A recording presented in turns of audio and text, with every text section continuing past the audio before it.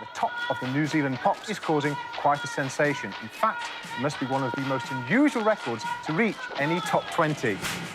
If you'd have said to me at that time that someone was going to come out and record in Maori, I would have gone, nonsense. He changed the face of music in New Zealand. It changed what it was like to be Māori, and it gave us a lot more confidence.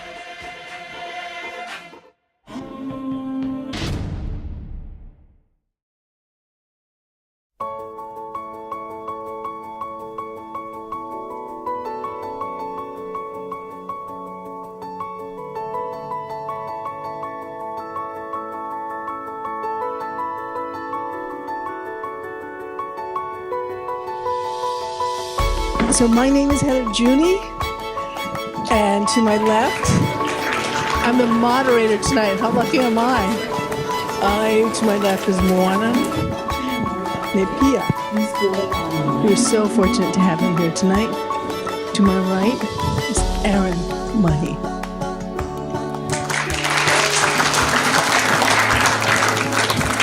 And before I start with these questions that I was given by Pacific Islands of Communications, to stay on track, I want to take this time to thank Pacific Islands and Communications for this opportunity to watch this wonderful film and for everything you do to support our community of filmmakers. Without you, we could not do this.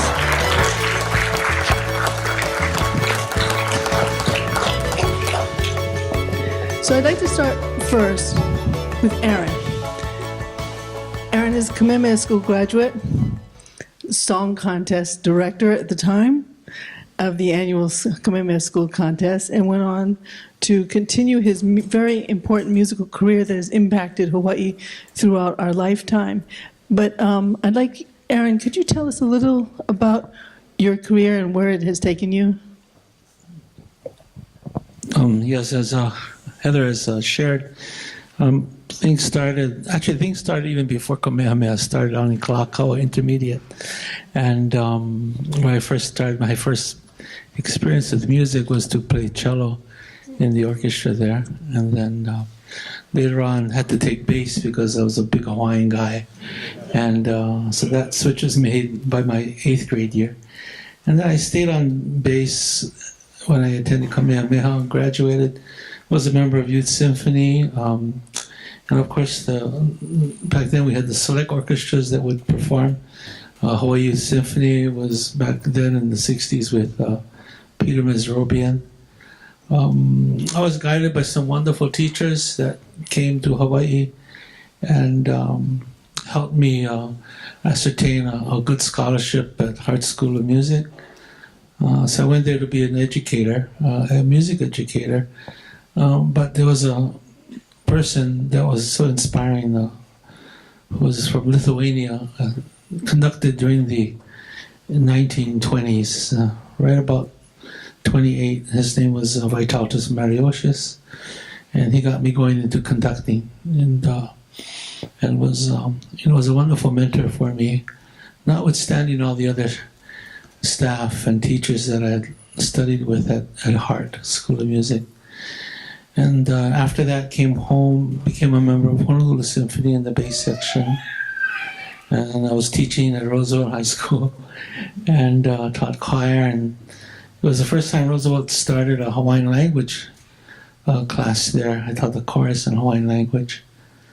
And from there, I just went with Dewey up to 1981 when I was asked to become the conductor for the Hawaiian band. And then I was there from 81 all the way to 2005. And all the different things that I did in and about with the Honolulu Symphony back then.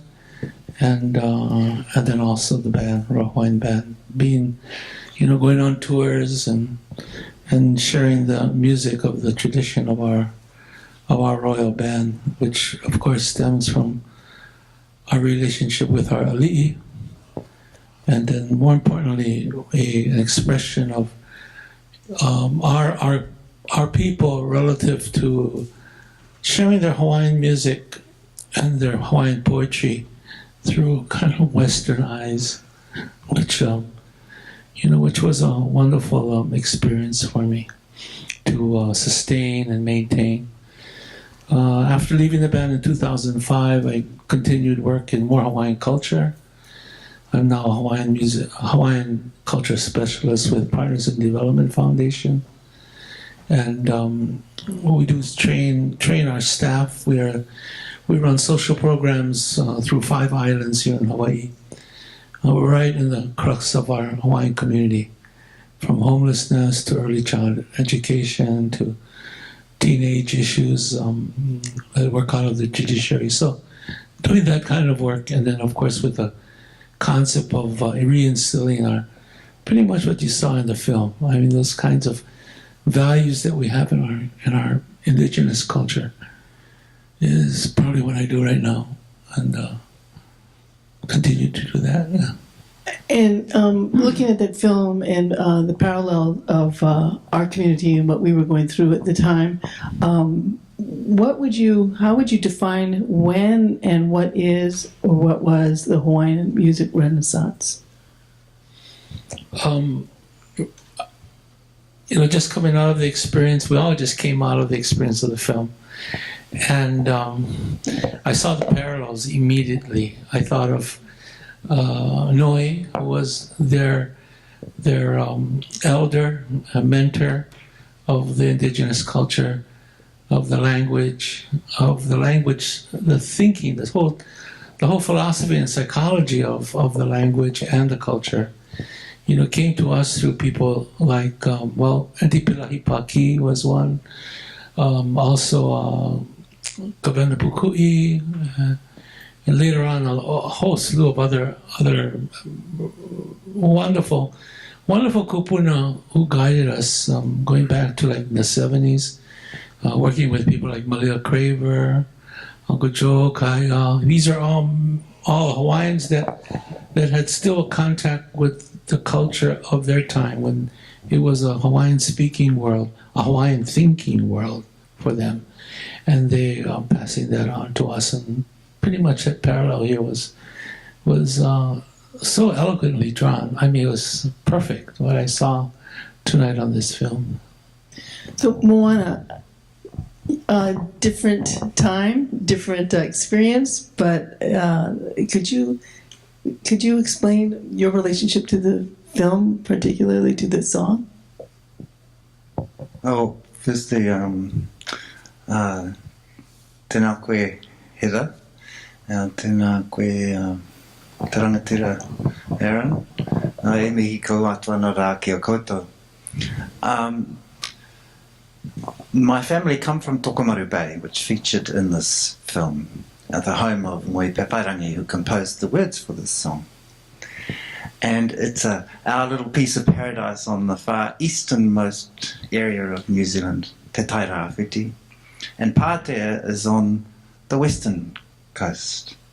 But we have so much in common with our shared histories, like they highlighted in the film, the decline of part of the backbone of some of these rural communities, our industries and the wool stores and the freezing works, that were sources of livelihoods for these communities at a time following on from or coinciding with the drift to the big cities. And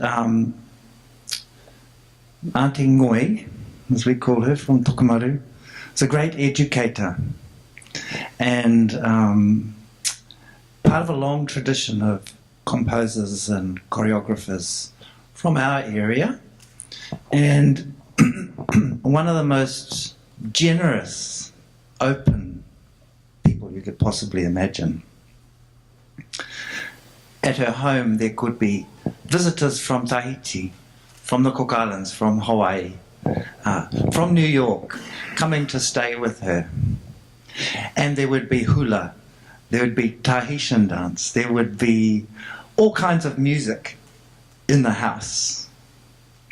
And Auntie Ngoi was also a fabulous weaver and a teacher of the reo, the language, and was part of a major initiative called the Atarangi language teaching method. And there were little snippets of this dropped in there, along with the crayfish on the table, which is one of our local delicacies, and things that made me both joyful seeing this film and also sad, because I remember when Auntie Ngoi passed away. My cousin Connie, her daughter-in-law, was speaking about the time they were over in London and the group couldn't return. And then there were all these other faces flashing and, you know, that I knew. So, like for a lot of us, when we see part of our own history, we're so grateful for film and television and what it does to nurture us and make us think forward. So I kind of see both all of that history and the stories and the knowledge of Auntie Ngoi from childhood. Yeah, I'm a dancer, choreographer, visual artist, and some of my earliest memories of dancing are on the feet of some of my aunties, like Auntie Ngoi, going around the dance floor, or just following along with the group. And like she would say, they might be singing in the other room as you're falling asleep as a child, but you kind of soak in all this stuff, you know, from a little age. And then one day you may find yourself, you will be singing along, and then they will stop, and you continue singing, and you start to realize that you've learned it. So she was an educator who also understood a lot about how to pass on knowledge, and it wasn't just in a school bookish kind of way, but she understood some of our traditional ways of learning, and that have always influenced me too. I truly appreciate that. For me, being associated with the Moving Image Archive, I love the fact that that was such incredible archival material that was in that. Yeah. I mean, how you make movies is everyone's home footage. So, and also, you know, the 70s was a really interesting time here because music was really exploding on the scene with young Hawaiian groups. The Beamer Brothers, Territorial Tavern was Peter great. Moon. Peter Moon. Oh my God, Guava Jam. Mānoa, and there's several. There used to be Kanakapila over at the university, Andrews Amphitheater. Andrews Amphitheater. The Kanakapila programs that were there. Mm-hmm. It really was a huge movement in the 70s. Mm-hmm. Very similar. What happened was I remember one of the Kanakapila. I can't remember that year, but it was when Haunani Apoliona and Haunani Bernardino. We had a group called Kaimana. Elder Nakamine. We performed. Peter asked us to be on the bill that night on the show, and I remember Jerry and Robert Beaumont were there.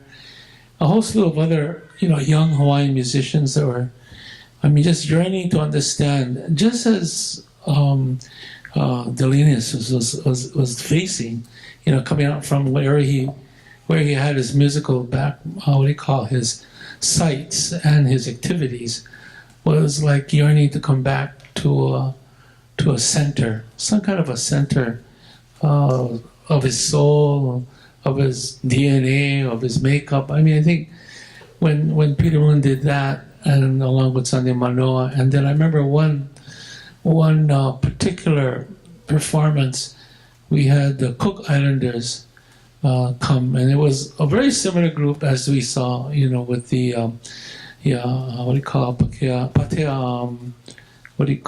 club, the Maori club. It was their dancing, and then they did Kawana Napua, and this was their natural approach to Kawana Napua when they did it. If any of you were there to see that performance, it wasn't the alluring Kawana Napua which we had thought it was to be played or performed. In fact, it was even huna. It was forbidden to dance it. You couldn't. I remember when the elders of that time said, "Oh, you cannot dance it. You only can sing it. It's all couple. It's all couple." And then what happened was that when the Cook Islanders came, they just naturally grabbed that and they did it in that kind of like hui, that Haka style, I guess you could say. and kui style, we say actually with the hula, the stomping of feet. And I go, wow, it's the first time I heard that I felt Kalona Pua to be performed in that fashion.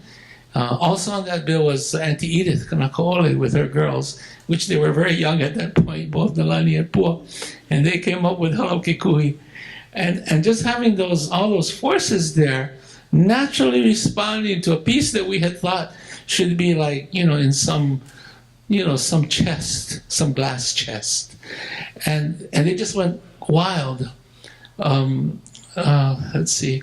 Amy Stillman, good friend of mine, and a wonderful, educator and of course in the academic world of music, somehow found an article about the Hawaiian band when they performed that piece after Prendergast had written it, and this is right back in 1893, and the account of how they performed it was in Kui. The band danced it in their opposition to, of course, having to give up the whole concept of the royalty, and then, of course, they had to swear allegiance to the provisional government, and so their response was this Haka style Kaulana Pua. I mean, it's all written out in the paper that she found. And that was unbelievable. It was a wonderful revelation for me, being the bandmaster at the time. But more importantly, what a wonderful revelation for all of us in terms of what we thought was the best way to interpret that particular mele ku'e, as we say in Hawaii, right? The song of resistance. And we never sang it like a song of resistance. And the reason for that was that, we're going to do it because those who didn't understand Hawaiian language would just think that we're being so sweet and lovely Hawaiians. Forget that, It was ku'e, mele ku'e. And it took someone outside, thousands of miles away from us, but yet still be related to us, to say, hey, wake up, Hawaiians. This is what you guys really should be doing. How you should approach this mele ku'e kaulana napua. So, Moana, what in the musical world, where is Maori music today? It's global, in the sense that a lot of our artists are making work for global audiences, and it's being disseminated via the internet.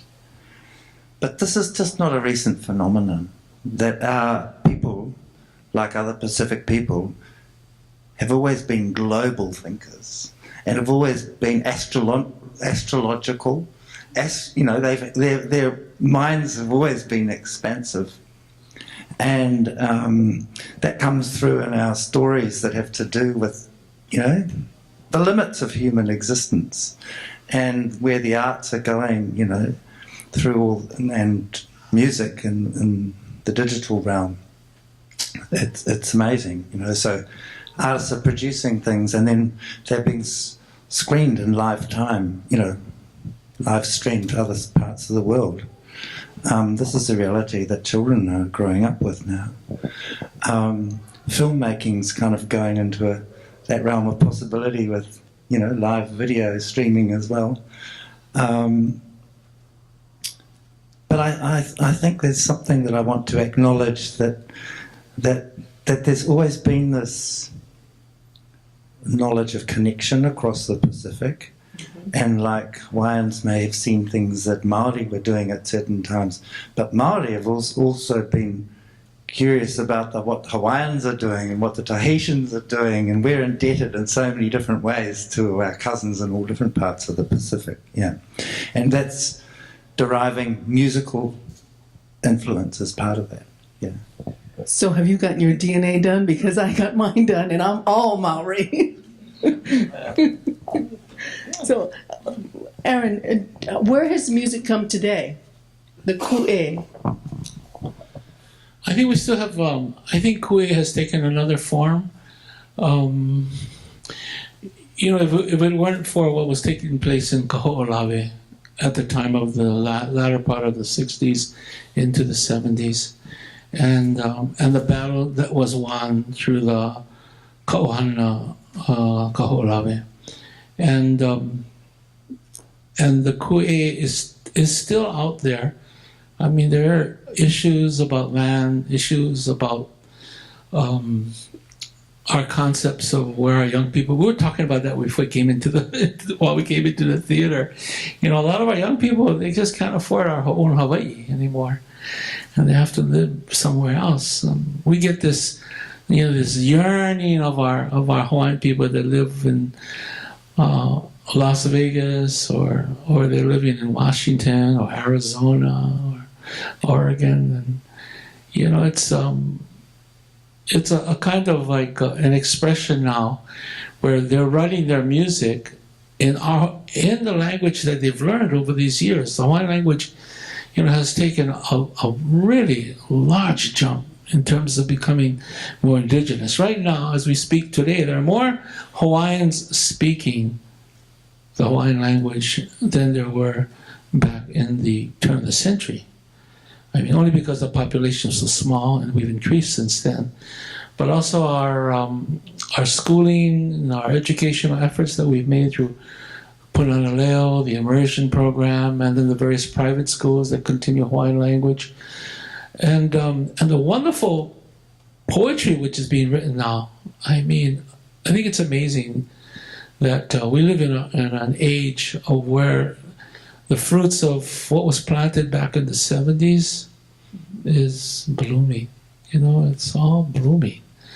It's maybe not as hard and as rough and as bitter, but it's still an expression of our culture, of our thinking, and our identity. I mean, all the young groups that are coming up, you know, I can't name them all, but I mean, they all Olelo Hawaiʻi, you know, they all speak Hawaiian, and they all write, you know, they haku mere, and I mean, it's that's what's going to be wonderful. I think one of the issues that we may have to see is what's happening, unless you're Patrick Makuakani, of course. I mean, what he's doing in hula. I mean, the kind of things he's doing in hula, which I think we saw plainly in the film here. You know, it's really taking the traditional practices and stretching them a bit, you know, into what we express in a contemporary view. There's plus and there's minus, but it's a growing process of a culture. And the main thing is that the olelo is solid, the olelo is still practiced, and the values that are contained therein are never lost.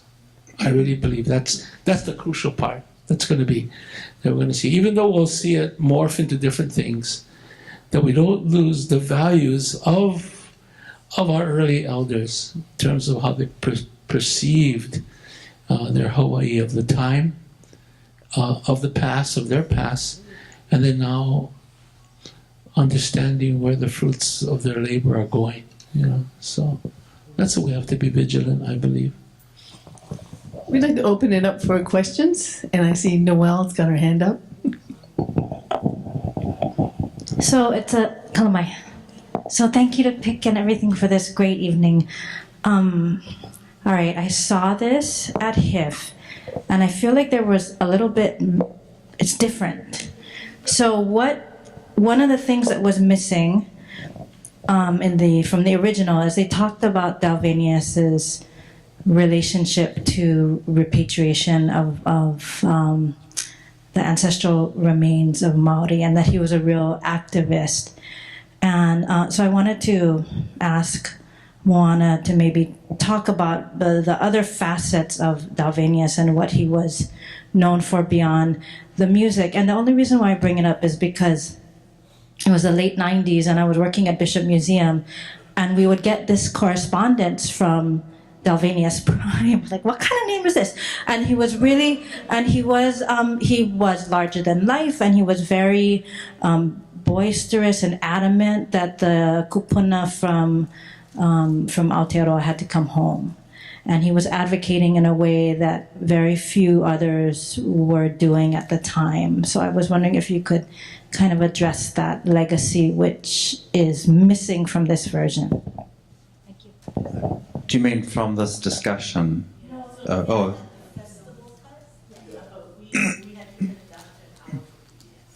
How long was it originally? It was 75.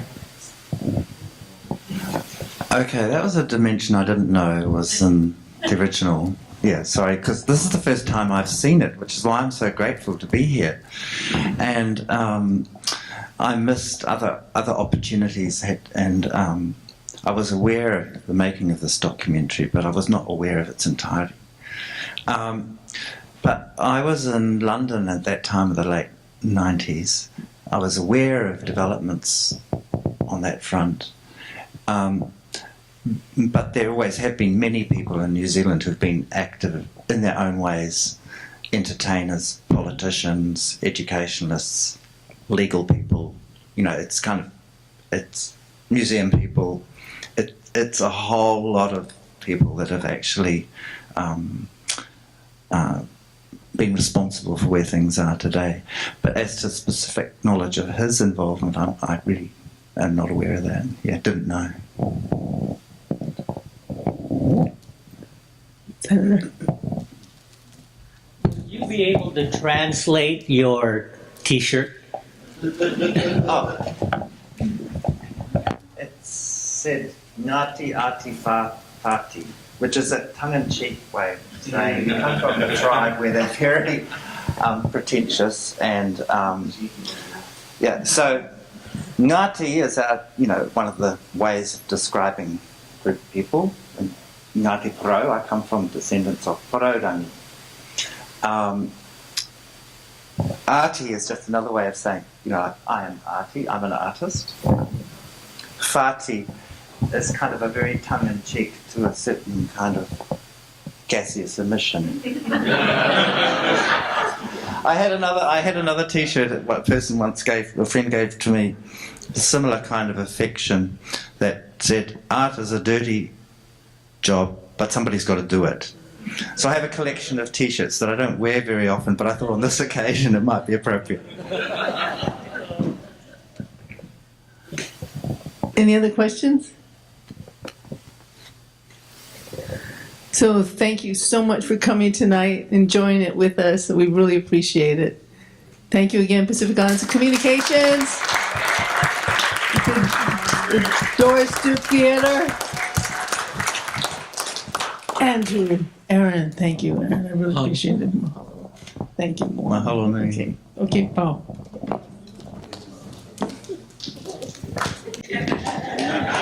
Shall we do a little? No. Do it? No.